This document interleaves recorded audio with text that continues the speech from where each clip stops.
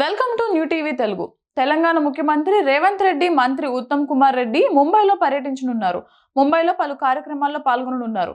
ఈ మేరకు CM Revanth Reddy schedule బిజీగా ఉంది. ముంబై పర్యటనలో భాగంగా సుప్రీంకోర్టు సీనియర్ న్యాయవాది, కాంగ్రెస్ జాతీయ అధికార ప్రతినిధి అభిషేక్ మను సింగ్ తో సమావేశం కానున్నారు.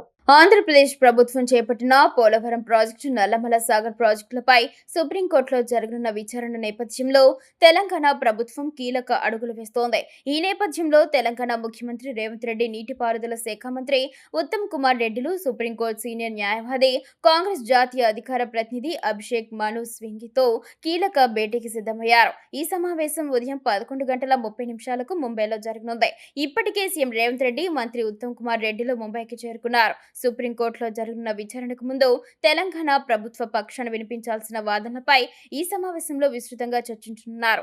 ఏపీ ప్రభుత్వం నిర్మించి తలపెట్టిన పోలవరం ప్రాజెక్టు, నల్లమల సాగర్ ప్రాజెక్టులు తెలంగాణకు తీవ్ర నష్టం కలిగించే అవకాశం ఉందని పేర్కొంటూ తెలంగాణ ప్రభుత్వం సుప్రీంకోర్టును ఆశ్రయించింది. ముఖ్యంగా నీటి వనరులు, పర్యావరణ ప్రభావాలు, రాష్ట్ర హక్కుల అంశాలపై తెలంగాణ అభ్యంతరాలు వ్యక్తం చేసింది.